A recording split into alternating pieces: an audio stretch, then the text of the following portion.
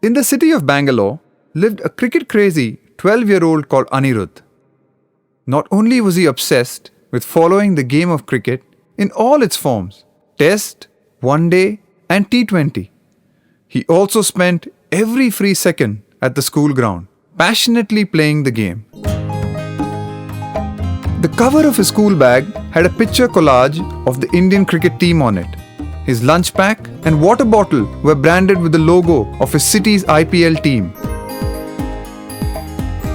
He never missed a live match on television or at the local stadium. And if the match was on a school day, he could be found listening to the score on a pocket radio between his classes. Anirudh had been attending cricket coaching camps every summer since he was 6. He was also a member of his school's cricket team and attended the training sessions conducted by Coach Vasu every morning and evening. Anirudh was a middle-order batsman and a part-time off-spinner. He also fielded at various key positions on the infield.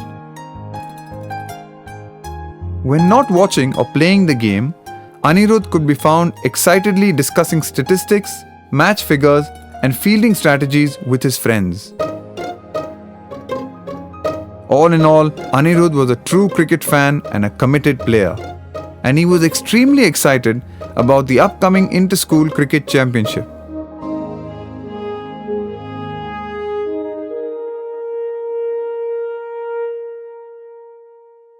But there was a problem, a huge problem.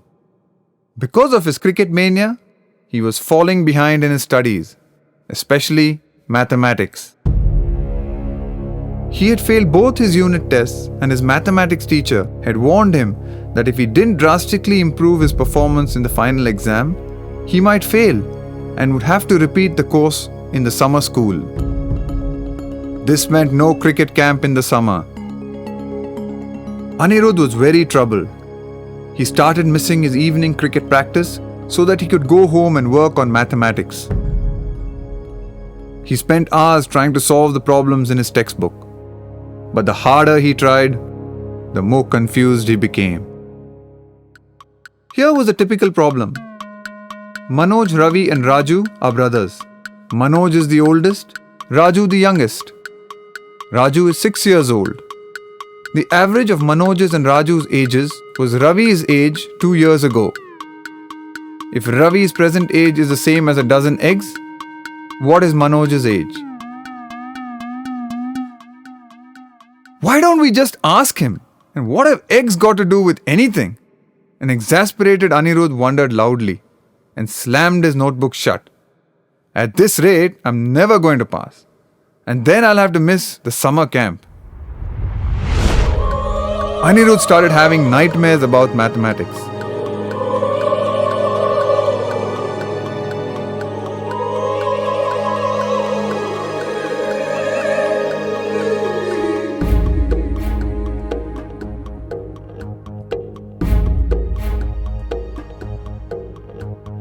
Averages, find the mean.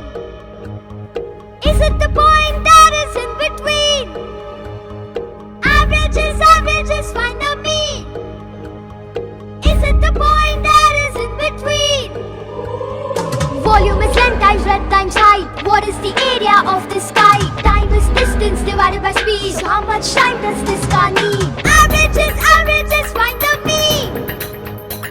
Is it the point that is in between?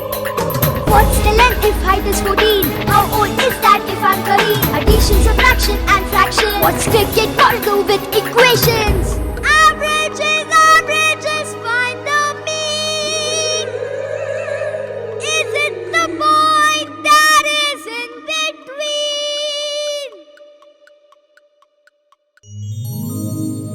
He'd wake up bleary-eyed when the alarm clock on his table screamed out,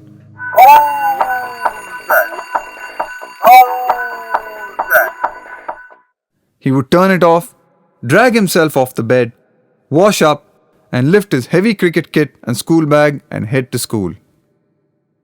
One morning, when the previous night's dreams had been particularly harsh, Anirudh found that he could not focus during cricket practice. While fielding, he dropped a few sitters.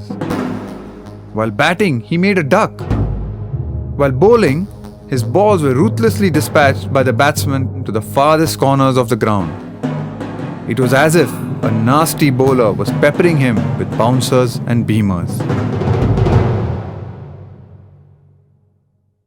Coach Vasu was known for yelling at his players.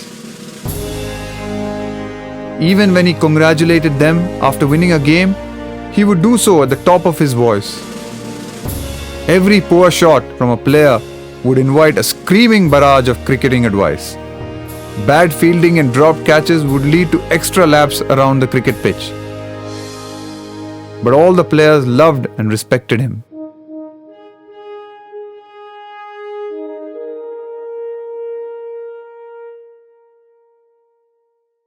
When Coach Vasu asked Anirudh to meet him after the training session, Anirudh knew something was wrong. But the coach did not shout or scream at him for his lack of focus during practice. Instead, he looked disturbed and a little sad. He spoke softly to Anirudh. "So you're failing mathematics, huh? You know what that means, right?"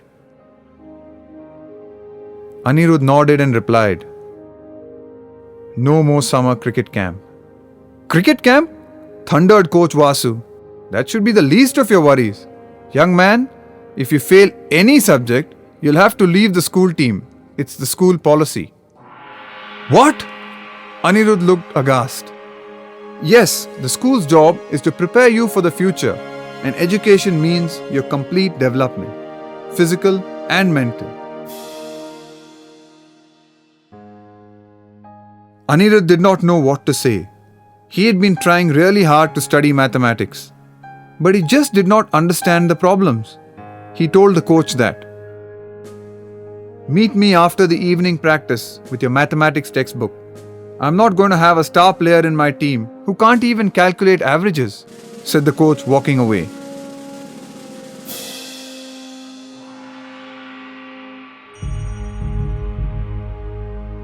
Anirudh was disturbed all day long. Being a member of the school's cricket team meant everything to him, and they were so close to winning the district championship. He wanted to compete at the state level, but if he didn't do well in mathematics, there would be no school team, no camps, and no more cricket. That evening, Coach Vasu split the players into two teams, and they played a 10 overs aside practice match. The opposition scored 83 runs in their 10 allotted overs. While chasing, Anirudh's team lost its top 4 batsmen for a paltry 18 runs in the first 4 overs. As Anirudh was going out to bat, Coach Vasu shouted, "Do you know the asking rate?"